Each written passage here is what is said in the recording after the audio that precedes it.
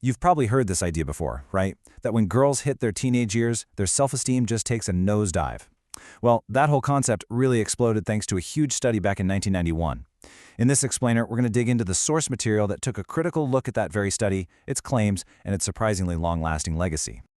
Okay, so let's set the scene. It's 1991, and the American Association of University Women, the AAUW, commissions a study, and boy, did it set off a media firestorm. The findings came out, and they immediately grabbed the nation's attention, painting this picture of American girls facing a massive crisis of confidence. The media absolutely ran with it. I mean, headlines like this one from the New York Times were everywhere, and they created this really simple, powerful story. Teenage girls are in crisis. The report was pretty much taken at face value, and its conclusions were broadcast all over the country without much of a second thought. And it wasn't just the Times. Big papers like the Boston Globe were saying the same thing.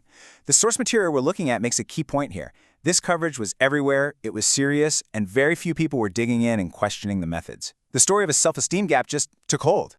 Now, this wasn't just talk. It had real-world consequences. Congress actually cited the AAUW's findings when it passed the Gender Equity in Education Act, which set aside $360 million to deal with this supposed crisis. So this study wasn't just making headlines, it was directly shaping national policy.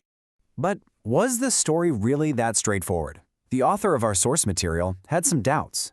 Just a quick glance at the report's summary was enough to raise a few red flags, and that prompted a much deeper dive into the study's methods and its very dramatic conclusions.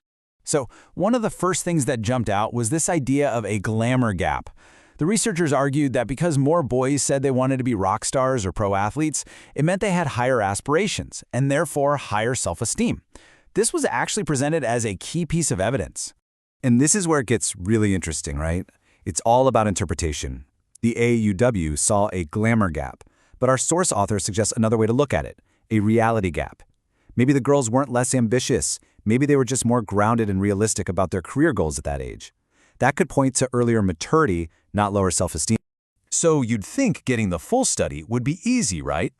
Well, not so much. Turns out it wasn't available in libraries. To get your hands on it, you had to pay $85 and sign a letter of intent, which is a really unusual hurdle for a public report that was having this much influence. After jumping through those hoops, the author finally got the full data. And that's when it became clear how these alarming conclusions were really put together. By focusing on very specific slices of the data, the researchers were able to paint a picture that was way more dramatic than what the full numbers actually showed. Okay. This was the number, the statistic that got all the headlines. The study reported that the percentage of girls who answered always true to "I'm happy the way I am" dropped by a massive 31 points between elementary and high school. And on its own, yeah, that sounds really, really concerning. But here's the thing. That always true response, it was only one of 5 possible answers the kids could pick. So to really get what's going on, you have to ask, what happens when you look at all the responses? And here it is. This is the full picture. Yeah, only 29% of girls checked always true. But look at the next 2 categories. A combined 59% said sort of true or sometimes true/false. The vast majority of girls were not in the negative categories at all. They were in the middle. And this is the author's central critique. By only focusing on that single, top box answer, the AAUW summary created a much scarier narrative. If you just combine the top 2 positive responses, always true and sort of true, the gap between girls and boys shrinks a whole lot. The crisis suddenly looks a lot less severe. And it wasn't just about how the numbers were presented. The author goes on to argue that the AAUW's findings were, well, kind of an outlier. They didn't really line up with what most other experts in adolescent psychology were saying at the time. A lot of experts just weren't buying it. Professor Barton J. Hirsch of Northwestern, for instance, pointed out that the study's conclusions just didn't match up with other recent research, which was finding pretty comparable self-esteem levels in teen boys and girls. Susan Harder, another leading expert in the field, was even more direct. She basically called the study's design and its measurement methods fundamentally flawed or psychometrically unsound. So these other experts were raising some really important points.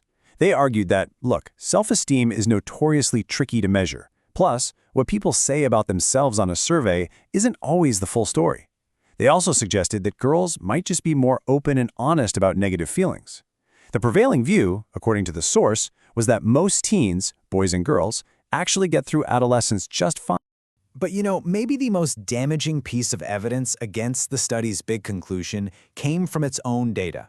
There was this huge, glaring contradiction that was buried deep in the report and conveniently left out of all the public summaries. Check this out. When you break down that always happy the way I am data by race, something really surprising emerges. A whopping 58% of African American high school girls chose that answer, a number that's not just way higher than white girls, it's significantly higher than white boys, too. So why is this such a big deal? Well, it directly torpedoes a central premise of the AAU report, the idea that high self-esteem is directly linked to academic success. The group that reported the highest self-esteem, African American students, was also a group often identified as being academically at risk. The author's conclusion here is pretty clear. Something has to give. Either the study's method for measuring self-esteem was completely flawed, or its entire premise connecting that measure to academic performance was just plain wrong. Either way you slice it, the foundation of the whole study looks incredibly shaky. But despite all these critiques, the study's impact was undeniable and it was really long-lasting. So the source concludes by taking a look at the legacy this single report had on American culture, on policy, and on education.